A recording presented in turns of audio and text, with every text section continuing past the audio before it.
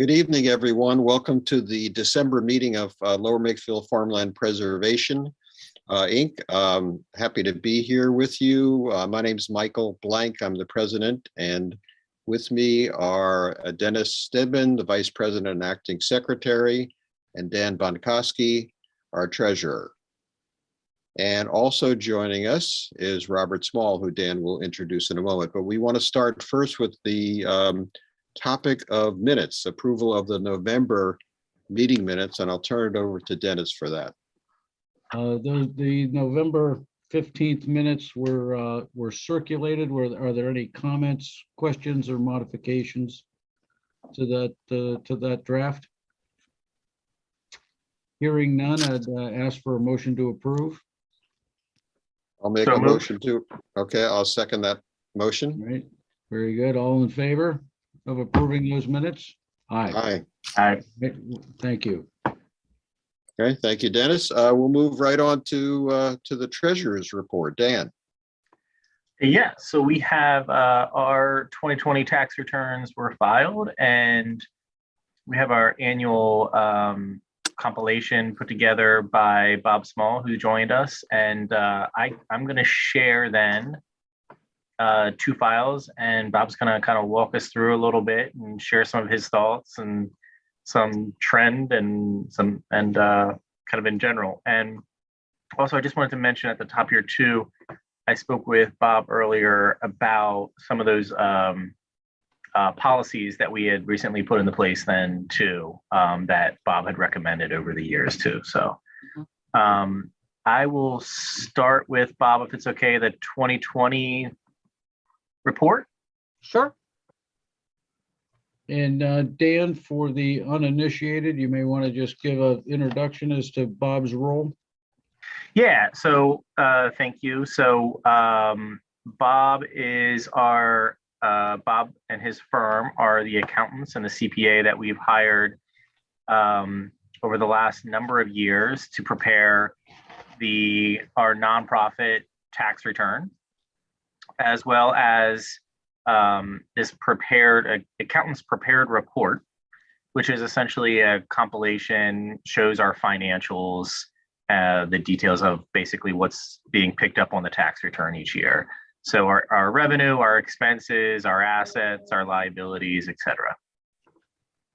And just a note to add, Bob, maybe you're going to cover this, but we are a nonprofit. Do you want to kind of just let people know who are viewing this, our situation? And okay, sure. Well, the Lower Makefield Farmland Preservation is a tax exempt entity, and that status of being a tax exempt entity is based on an application to the IRS. The IRS views the mission statement and other relevant information and prepares or approves or disapproves. And in 1985, let's call it 35 years ago, it was approved. And the mission is to save farmland and non-developed properties. So it's got a long history, and and that history in the compilation report in the notes in section 1 describes the history. Okay. So yeah, if you just go all the way to the end, Dan, it's the next to last page. There you go. So this basically is showing, that it's a tax exempt entity. It was an entity created in the state of, or the Commonwealth of Pennsylvania. And it has a clean history. And because on the return, it files a 990 federal tax exempt form, it does not file a Pennsylvania form because we're not soliciting charitable donations from the general public. This tax exempt entity is self-sufficient. We don't look for donations. We don't run events. We don't run a carnival. We don't do a, call it 50-50. We just don't. This is a clean, self-funding, self-supporting tax exempt entity. The finances on this, the reports are done on a cash basis, except for that we do recognize unrealized and realized capital gains. This way we can tie into the brokerage statements such as Fidelity Investments, that sort of thing. All right. Let's see. Why don't we go up to the first page, Dan? There you go. Assets. Go down one page. Okay.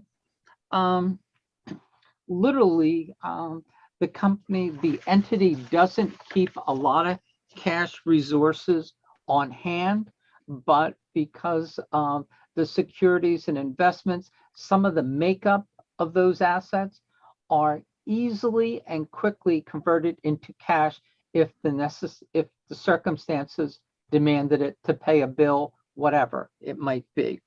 If we look at our cash balance, let's say over the last 5 or 6 years, it's ranged anywhere from $10,000 to $30,000. Okay, our security investments at $1.1 million. The Lower Makefield Farmland has been a beneficiary of the equity market continuing to increase. Okay, this over the last, call it 7-8 years, our security investments have increased by 80%. It's approaching almost 2 times. Okay. The land of $197,000, that number has fixed. That number hasn't changed in 15 years.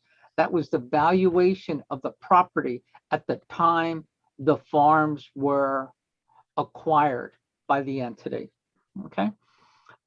There have been some improvements over the years, predominantly fences, things like that, and they're depreciable assets. And you can see of the 16,000, we've depreciated more than 13. It's an inconsequential number in the grand scheme of things. On the liabilities, we really don't have any liabilities, call it in the trade sense. Bills come in, bills get paid, and they get paid always within the vendor's trade terms. Okay. The security deposits, they've been there for 15 years, and it's the deposits by the 4 or 5 farms that we manage. Okay. When you look at funds, the net funds, there's restricted funds and unrestricted funds. The only assets that are restricted, really, it relates to the land. You can see the value of the land, 197,000, and the restricted funds, 197,000. Basically, by restricted funds, that land is set up such that you can't sell it. Okay, you can't spend it. You can't take a loan against it. Okay. Let's slide down to the next page, Stan. Okay. This is a typical, it's pretty much what we've been doing over the last 6 years plus, if not longer, is our operating income from the rents from the land of $15,000 is pretty much equals to the total expenses towards the bottom of the page, $14,700. And that's pretty much what has been going on for the last half dozen plus years. during the conversation this morning with Dan, he did indicate that there's some pent-up maintenance projects that might occur in the next, call it 12 to 15 months. And I look at that, and the number that he whispered was something, oh, maybe it's going to be $8,000 to $12,000, Bob. Well, I look at that would be covered by the interest and dividends.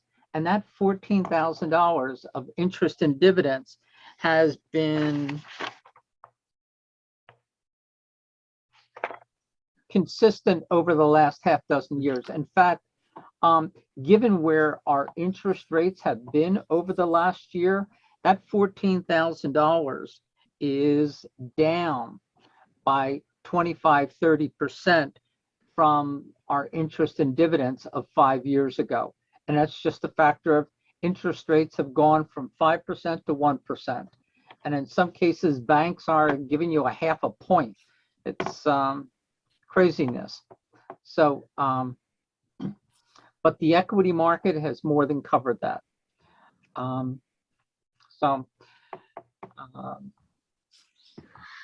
Yeah. So I look at this is that, you know, the assets, the investments, the liquidity of the entity is, call it well managed. And it's basically just comes down to just being careful and conservative. And I, you know, one of the things that I've been saying it for years, and even said it this morning to Dan, is that a tax exempt entity should have a conservative strategy or taking conservative positions on investments. This is not venture capital. And it gets to a point where, you know, I think prudence rules the day.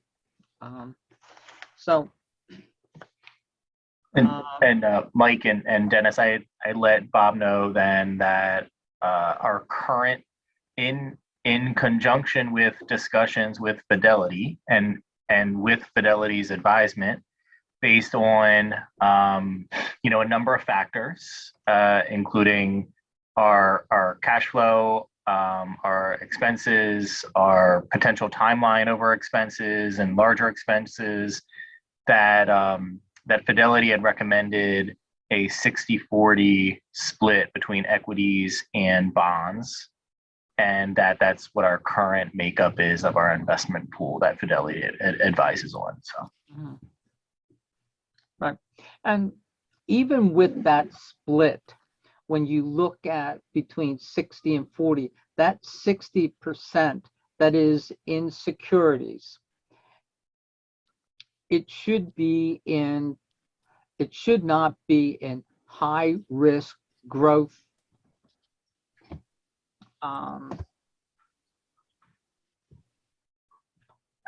yeah, and for the benefit of the public, yeah, it is all mutual funds.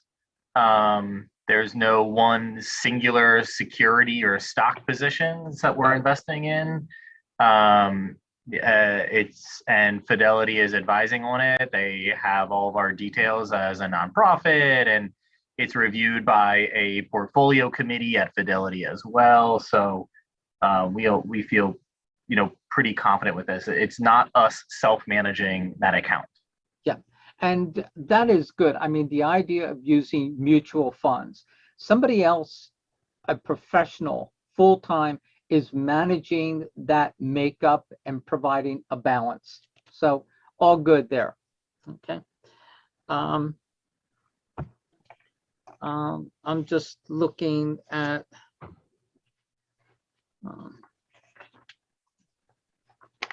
we talked about that. Yeah. Bob, I'm not sure where you're going next, but maybe this would be a juncture to just comment that First of all, I think I credit this board and more importantly, past boards for the growth in the assets that managed that well. I, for one, certainly subscribe to the very conservative approach and subscribe to the premise that if our operating income is around $15,000 a year, we should try to live within those means. And by and large, we have, with very few minor exceptions.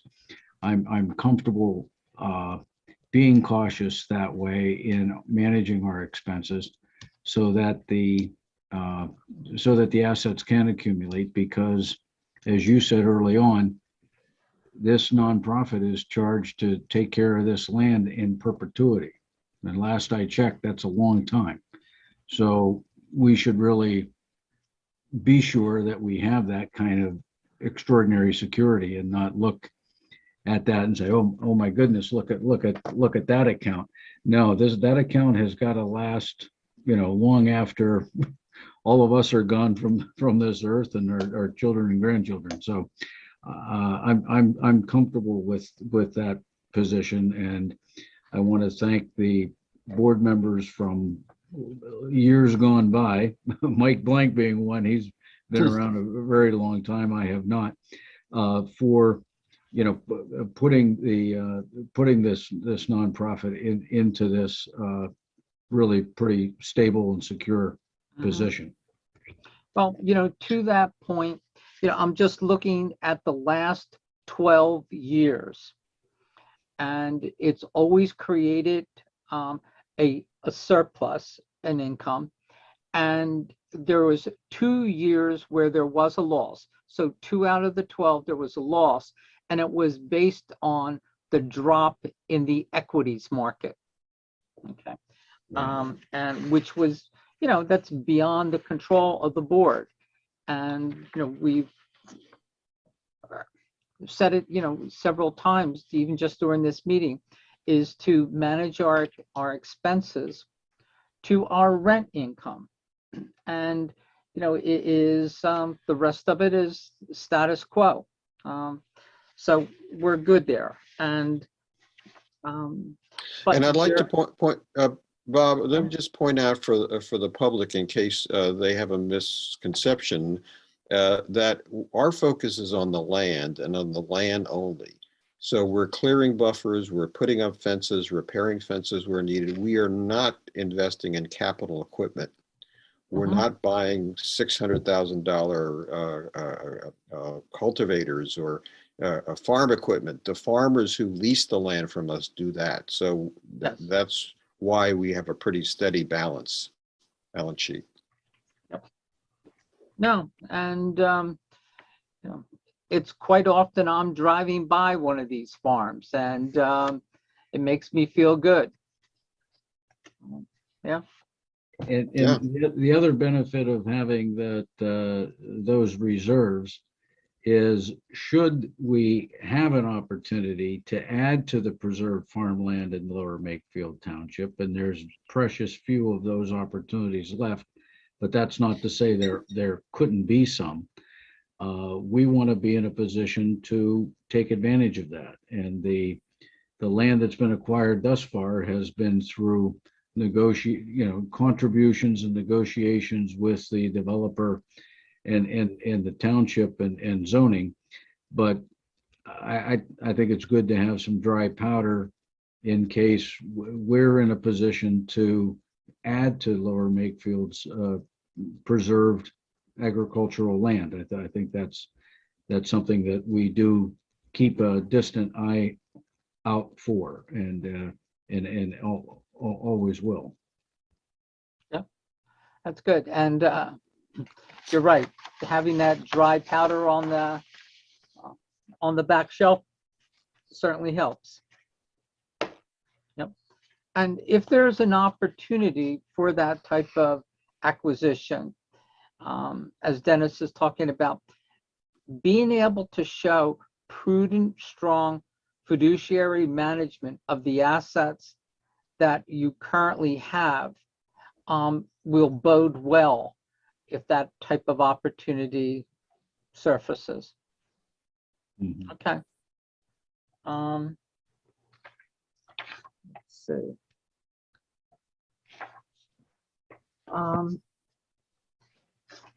Yeah.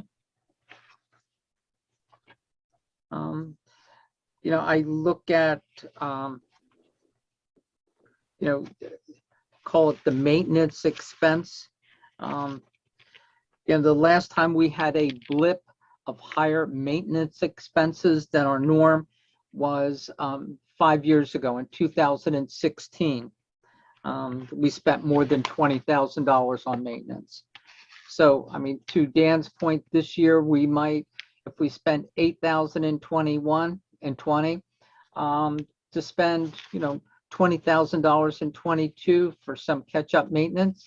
And as Michael pointed out, it is the maintenance and the things that we're buying are there to protect the property. Yeah, so well worth it. Mm-hmm.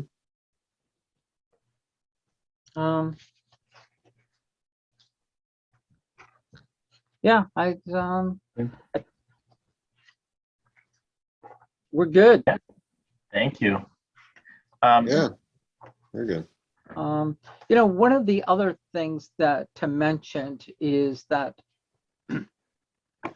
in the last, call it 6 to 12 months, we have consolidated and reduced the number of, call it banks and investment companies, and we've kind of simplified it a little bit.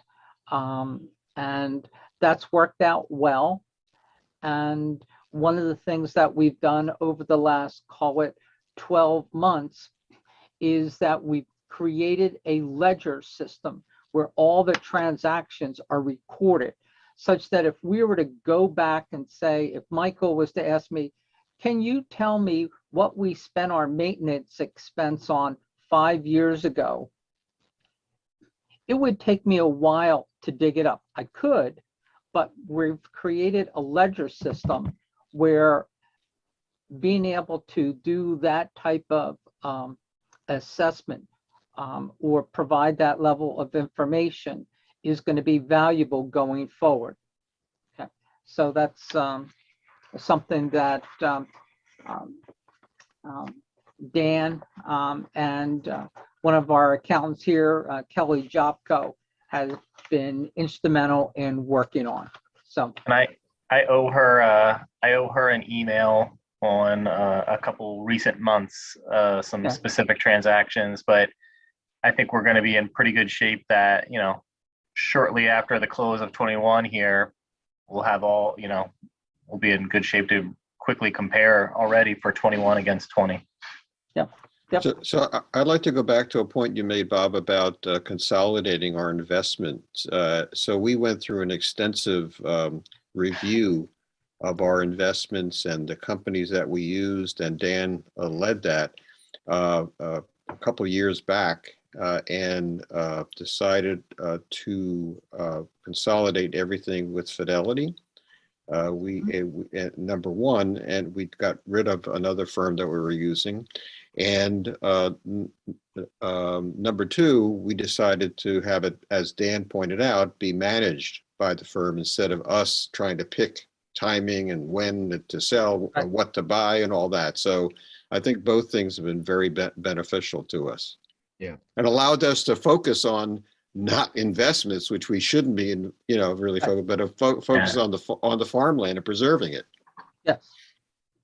Yeah, and Bob, yeah, he is in the notes. The notes to the financial statements then have that included in there too. Kind of some of that little background as well. So it'll be kind of there for any other reference in the future too. Yeah, I think that was a very wise move. And Yeah, I mean, this is a board comprised of 4 or 5 volunteers. I mean, it's a volunteer board, right? But we're taking on fiduciary responsibilities. I think it only makes sense in a circumstance like that where none of us have our eye on this particular asset or business or nonprofit, 24/7, that we have a managed account that does do that 24/7. And as I saw from the pages that Dan just put on the screen, the management fee was 0.3%, 0.3% on the value of the assets. To sleep at night and to do the fiduciary responsibilities for a nonprofit, that's a no-brainer in my category.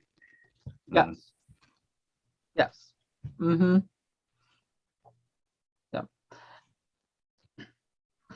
Yeah, I think doing it, having it self-managed is an undefensible position. Yeah. I like the way you said that. Bob, are there any other concerns as you have the direct attention of the board that you want to make mention of regarding our fiduciary responsibilities here? Yeah, I think that we just finished up the one on consolidating investment management. They were positive changes to be implemented. We are moving towards having historical transaction by transaction recorded in a ledger system. And we're using QuickBooks, which is a widely known software accounting tool. So, I don't see, I think it just comes down to let's continue to do what you have been doing. I can't find fault with, with what we've done over, certainly the last year and a half or so. They've been positive changes. We're all good. And if something were to come up that I thought needed board's attention, I'm not a shy person, so I would ring your bell. The other is Please do. I'm sorry? Please do. Yeah. One of the things that, I think it was Dan or Mike mentioned that a number of years ago, we implemented and adopted certain policies and procedures. Okay.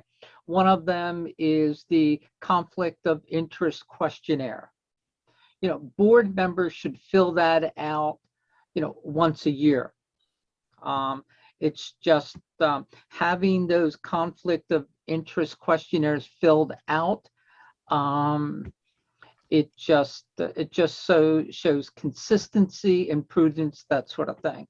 And by the way, years ago when the IRS, I'm going to say maybe 8-10 years ago, started putting questions on the 990.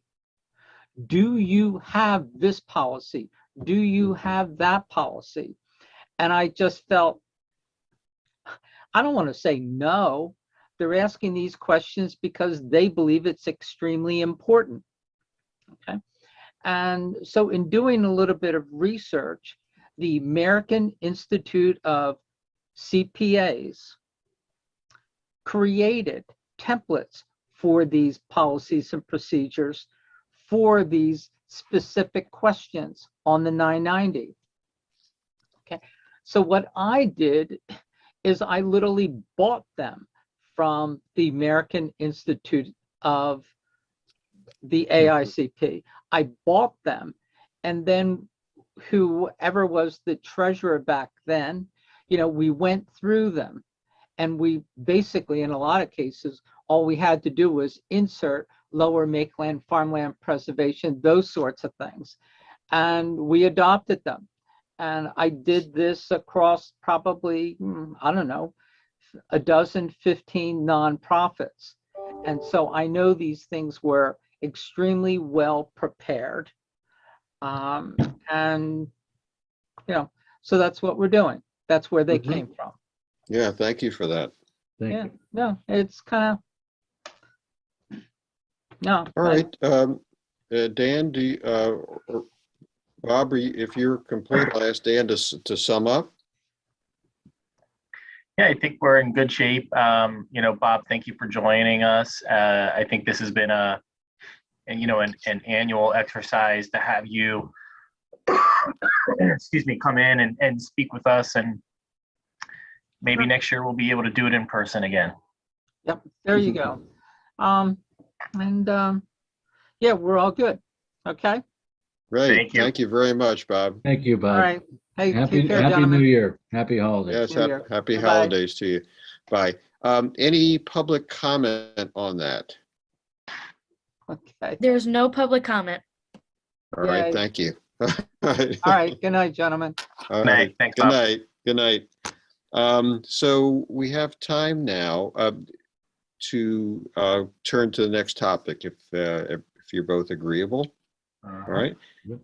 And that's the update on fencing at 1201 Bridal Estates Drive. Dennis. Yes, I'm scheduled to, I gave a report on that on November 15th. I had just been out there, I think, that day. There's been no change since the last meeting. I played phone tag with Apex for a while. My schedule's been difficult. I am meeting Apex out there in our neighbor's backyard to discuss what we need Apex to do, which we discussed in November. I'm meeting them tomorrow morning at 9 o'clock. So that's where that stands. It's still in process. Okay. In process. I'll just make a note of that. Any public comment on that item? Erica. No public comment. Thank you. Okay, so we don't have the gentleman. Oh yeah, well, we have Chance, I see, is on there. I don't know if so we have two gentlemen who were going to join us. Tyler Shagan, I believe his name is pronounced, and Chance Worthington, who I see has joined us. And they have a proposal for us for an easement request from a property on Heather Ridge. And I guess Chance, if Taylor's going to be a little bit delayed, we can move on to the next topic. Yeah. And oh no, he was more or less just setting this up for me. Okay, well here he is. Okay, they're both okay. on. Okay, so, good. Hey, Michael. Hey, everyone. Good evening. Good evening. So welcome both of you, and we're ready for your proposal and see where we go from there. Yeah, so essentially we are really just starting this process. We bought an old farmhouse at 1491 Heather Ridge Drive, and long story short, the well and the septic are inadequate, and our plan was to tie into public water and sewer. Now, I'm a builder by trade, but honestly, being in Central Bucks County, I think I've tied into public sewer twice in my career, and I've never dealt with public water or gas. So at any rate, in just exploring the process, it's our understanding that we needed to speak to your group to talk about getting an easement to cross the bit of property between, we have a 4-acre property. It's basically a flag lot, and it's surrounded by, I believe it's 91 acres of open space. So I don't know the exact distance, but we would have to cross to get to the corner of Heather Ridge, and is that Ridgeview, I believe? Tyler, is that what it is? Is there a map or diagram that we can put on the screen, or is that Tyler not sent us one.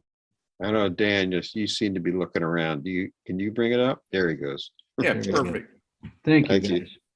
And that the red line doesn't need to be the exact path. You see, it starts at the house. We kind of want to wind through the trees to preserve them as much as possible.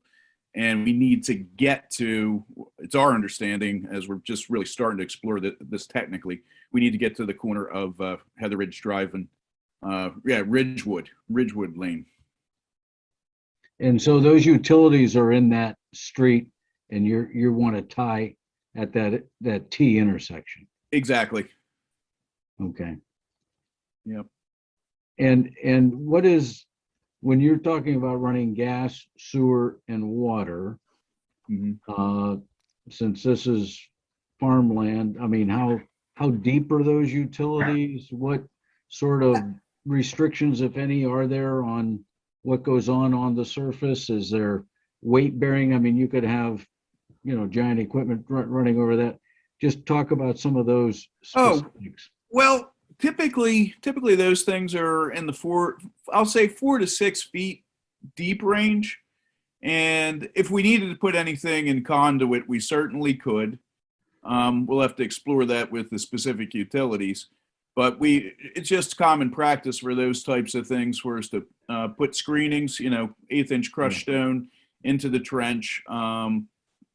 And we do this commonly for all the well lines and all the site-based utilities we do, and machines run over those all the time. So I wouldn't think there'd be any weight concern with the utilities at all. Is it water and sewage you're talking about? Is it gas? I'm not sure if that neighborhood has gas. Tyler, you just applied for the gas to see if it would.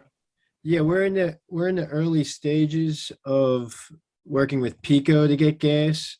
I was just trying to pull up an email from Jim Majewski. Actually, he didn't know either if gas was extending to that part of Heather Ridge. We might have to go down to Lindenhurst. I'm not quite sure, but I am trying to get that information from Pico to where we can tie in. So is it in your experience common practice to try to run, I can see 2, but 3 lines in the same trench?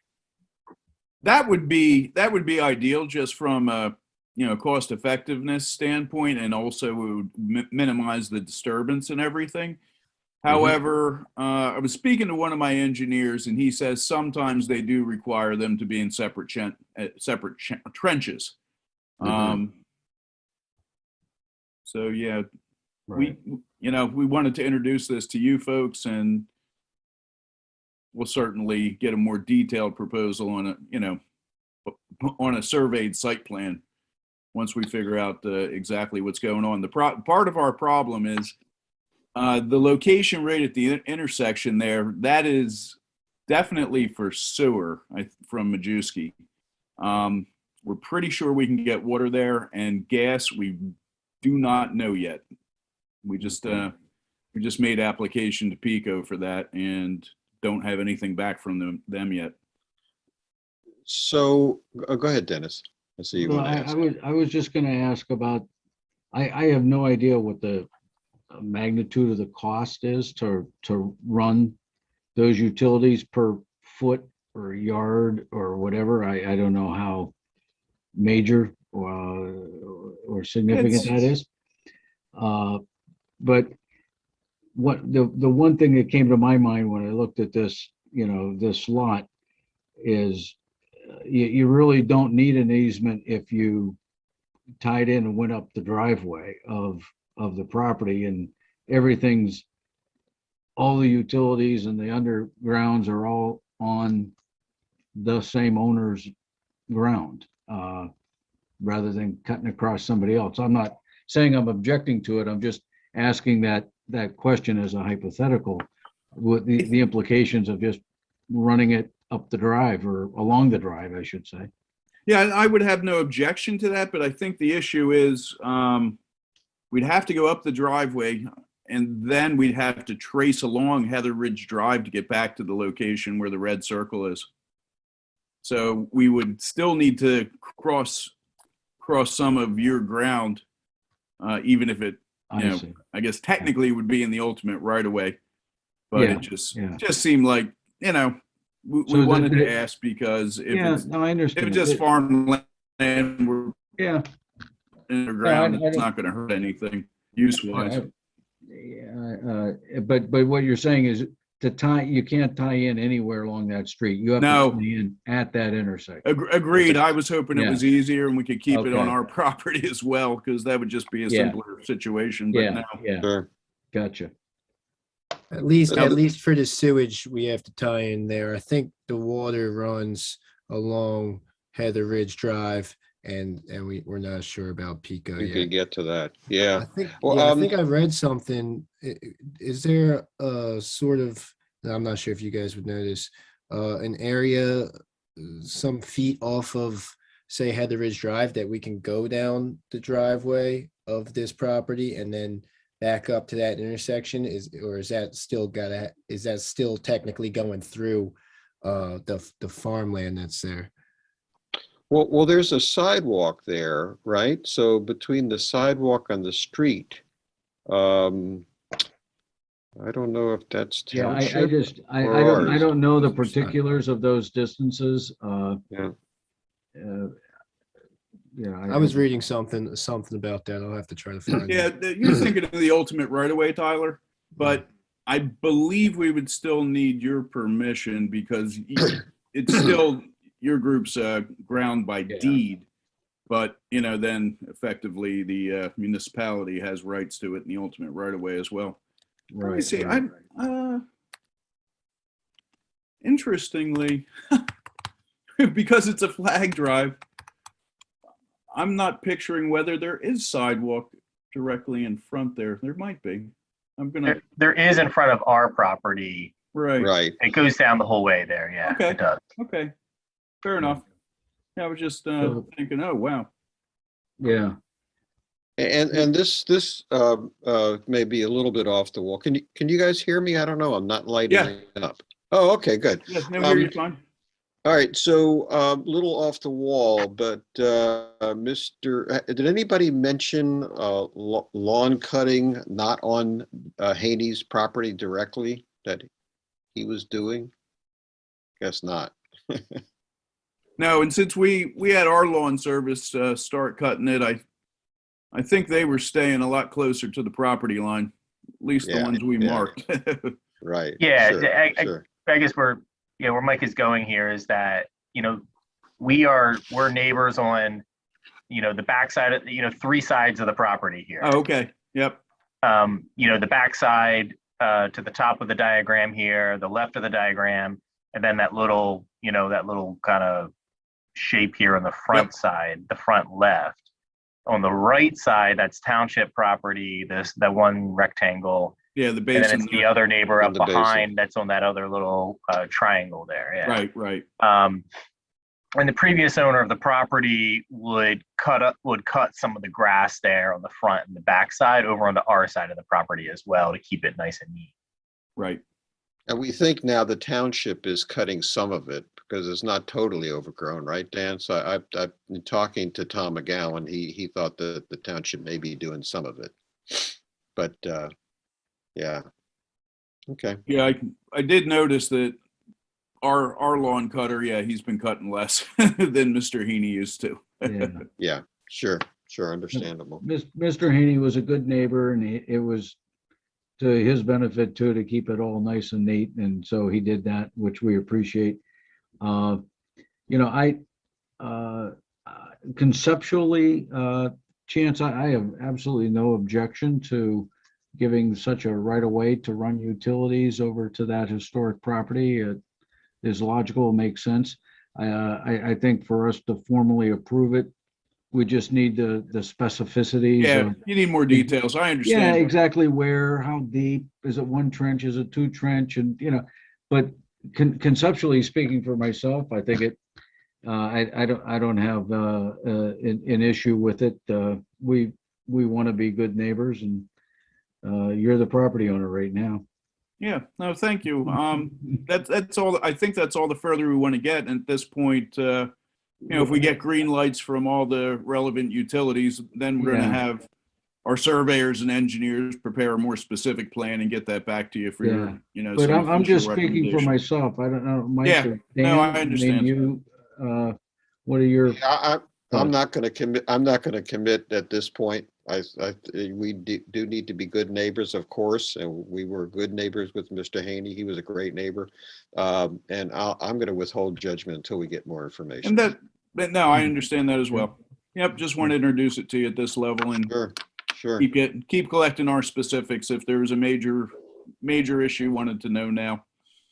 Right. But I would agree, and thank you for kind of for sending this over and joining us so quickly after you sent the letter in. And I just wanted to, you had mentioned something earlier about the trees there on the front and trying to help just not worry as much about the trees or preserve the trees. Exactly. I did want to tell you that there are a couple of those trees that are dead at this point. And so there's a couple that do need to come down right up there in the front side too. So on your property? On our property. Yeah. Okay. Yeah. So and we intend to take them down over the winter. I got you. Yeah. Okay. I'm actually looking at the Google Maps satellite, and they're not dead in that yet, but maybe are they ash? I'll take a closer look. Yeah. They're looking bad. They're looking bad. We had Mike Kirk of the township come out and take a look at them, and he advised, because some of our neighbors were actually not cutting but cleaning up the limbs and then asking us to take them away. So anyway, it's a nuisance, and we want to take them down. Yeah, understood. Okay.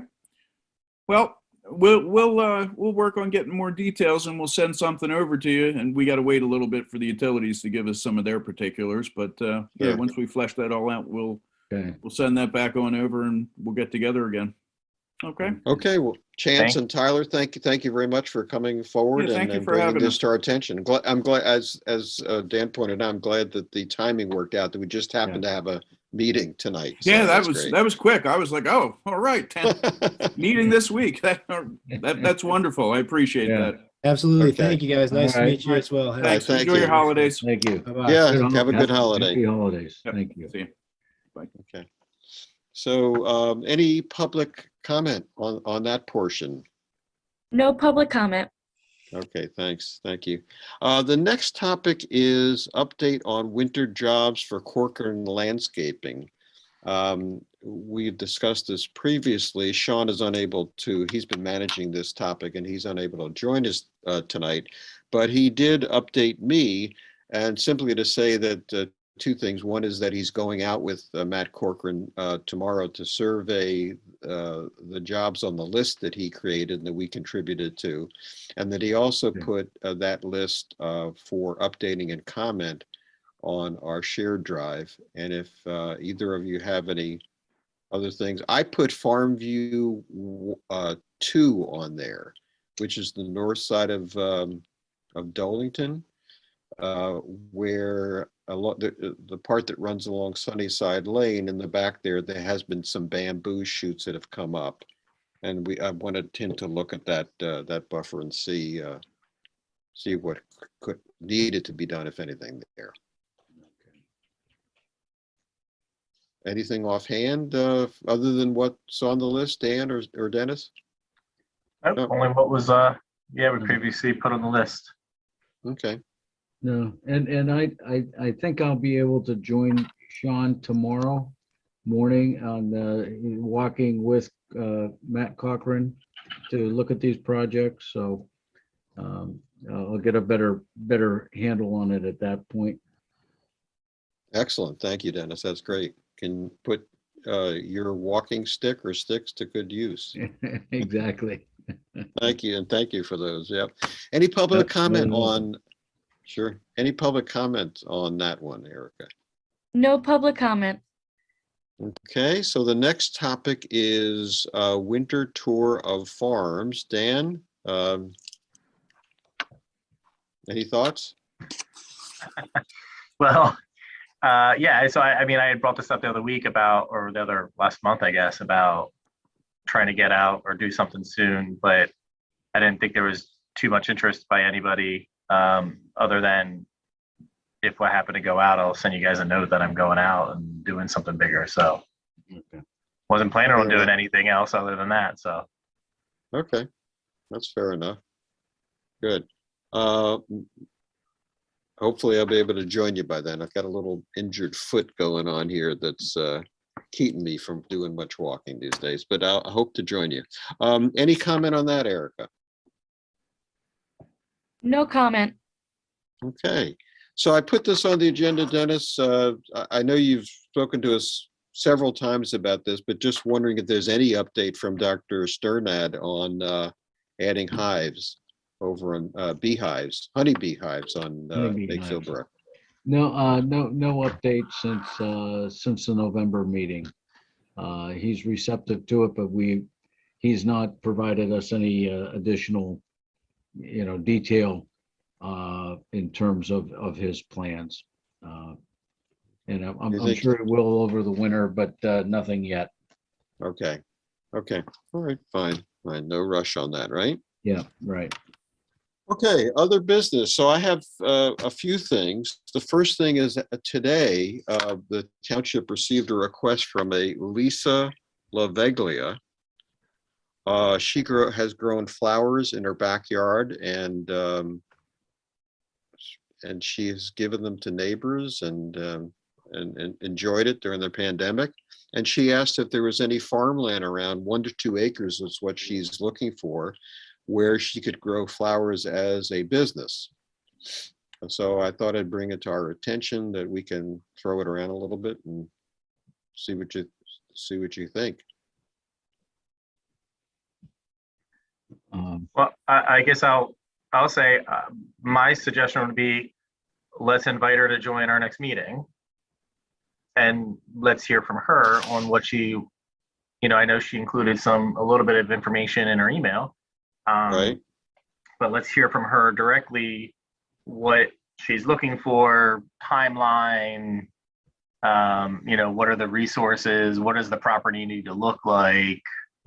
Sean made a comment about, does there need to be water nearby?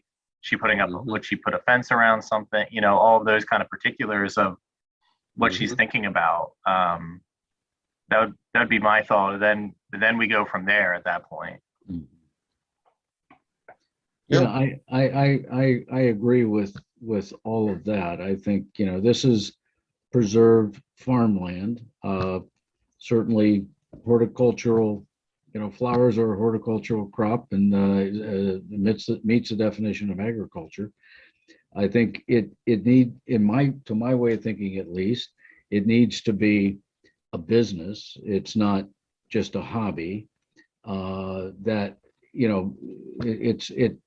our land isn't for a community garden or a place for the community just to grow flowers casually.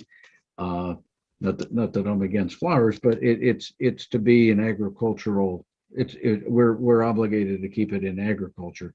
So if she has a business plan, with what she's planning on growing and how much and how she's going to cultivate it and when's the planting season and when's the harvest, and like Dan said, you're going to need fencing. None of our fields have access to water. None of them are with streams or ponds. So that might be an issue for, I don't know, but I like the idea. I mean, if we could lease a few acres, a couple acres for flower production, that's fantastic. I'd love to see it. But it needs to be, in my mind, a bit of it needs to be a formal business to kind of justify the activity. And then you'd think, dealing with the idea of where the land would come from, would it be a sublease from one of our farmers, which I suppose it probably would. We deal with that secondly. Yeah, I would think. I mean, I think we have probably a few sites. There's the hay pasture site over close to Colavitas that Right. comes to mind. The ground right there by Haney that we were just looking at also comes to mind. But so we could probably sort that out. I mean, I think when we talked about this with honeybees, instead of a sublease, what we did is modified the lease with the farmer to exclude the plot that we were going to put to a different use, and entered into a direct lease with that new tenant. And in this case, Right. the beehives. And I would think we'd probably do the same in this circumstance. If there were a couple acres, we'd maybe slice that off of the current farmer tenant, if that's acceptable, and then lease it directly to her, so that it's more under our purview than relying on our tenant to enforce a sublease. It's probably, So in other words, reducing the annual lease payment by the amount of that. yeah, fractional amount. Yeah. they pay per acre. If we took 2 acres off, it would be that much less. But that way we can control the new tenant directly. Right. And I'm sure whichever farmer we're talking about, they don't want the hassle of Burden. dealing with a sublease, a subtenant, if you will, right? Yeah, exactly. I think it'd be more straightforward if it was direct with us, but that's a step or two ahead of where we are. Okay. So I'll get back to her, Mrs. Laviglia, and ask for a business plan, what she intends to do, and what she needs in terms of fences, water, other utilities, what she's thinking about. Right. Okay. Yeah. Okay. Good. Good. Yeah. Love to see it. Love to see it. Yeah. Yeah. It's interesting. Yeah. Yeah. I'll cover another couple of other business, then I'll ask if there's any public comment. But the other one is that we're hopefully we'll have a new member join us. His name is George Hines. He was recruited by Sean Carney, lives in Sean's neighborhood. And he just submitted, and I sent you guys his email and attached resume, which is quite impressive, I thought, that he's sending to Lower Makefield Township. And then as it stands now, it sounds like he won't make the December 15th Board of Supervisors because they already are interviewing 2 other candidates for other positions on the committees. But she said that January 19th is the next possible date. And I thought that we could share some of our documents with him in the meantime to familiarize himself with some of our ongoing issues and et cetera. I think he's already looked at some of the minutes which are available on the township website. So. Right. Okay. So that's good news. Future meetings. I wanted to go over future meetings. So I haven't heard anything from Katie McVan yet. I expect to shortly about January and February. I just tell you personally, I feel that the Zoom meetings I look forward that we can get together in person certainly, but I think the Zoom meetings are working out fine. And I just assume with the prevalence of the virus still around, just continue these for the foreseeable future. That's my personal opinion. Dan, what do you think?